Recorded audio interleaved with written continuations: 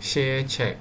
The shear check is given in Eurocode in clause 6.2.6. In principle, the shear resistance should be greater than the shear load, and therefore the ratio of VED divided by VCRD should be less than 1.0. The shear resistance is given in these equations,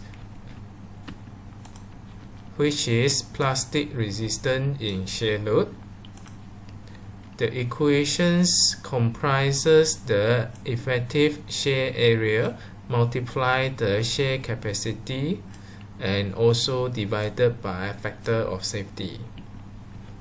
The factor of safety here is taken as 1.0.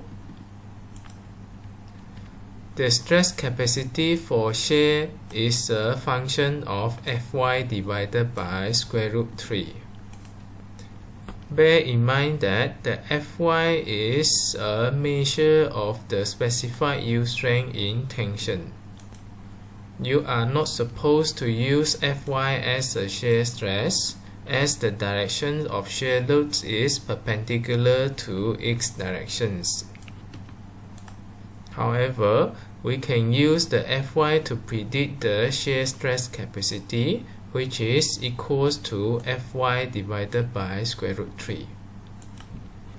With that, this gives you the shear resistance of the member.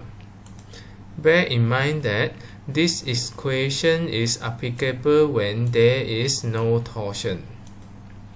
The effective areas are referring to those H area. Eurocode provides the equations for you to determine the effective shear area for different types of section. In principle, the shear areas will be the area of the sections which is perpendicular to the directions of the load. The effective area varies slightly between the welded section and the roll section. The reason is the roll sections have the entire section of flange, web, and the flange are monolithically connected. As for the welded section, the steel plates are considered apart, where the stress is not effectively transferred between the flange and also the web. You do not need to memorize the equations, as you can always work out the equation graphically. For example, for a hot roll sections of I section, the effective area of shear is given here, which is equals to the area of the entire section minus 2 times the flange area, and then plus the T web plus 2 side of R times the thickness of the flange. Half of the thickness will be here, another half of the thickness will be here. This area should be at least greater than eta HWTW. HW is the height of the web, TW is the thickness of the web. As for the C channel, the effective shear area, it will be the area of the entire section minus 2 flange plus these 2. As for the T section, the effective area will be 90% of this area.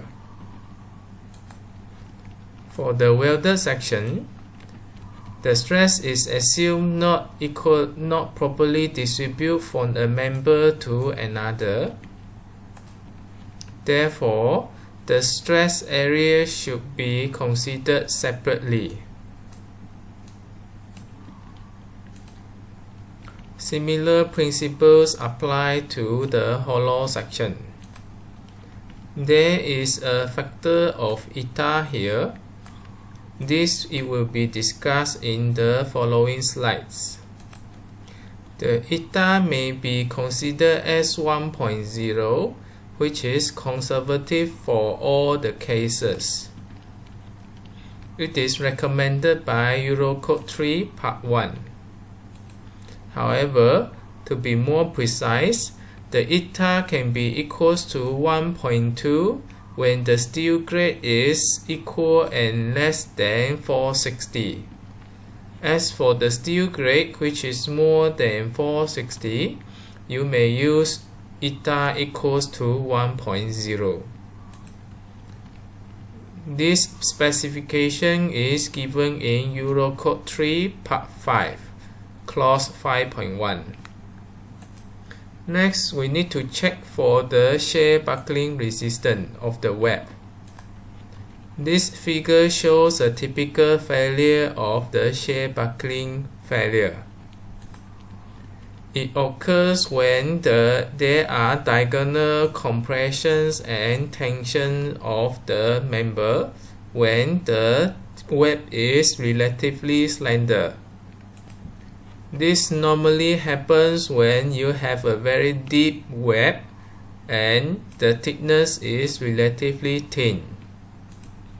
This diagram shows the stress and the deformations of the web.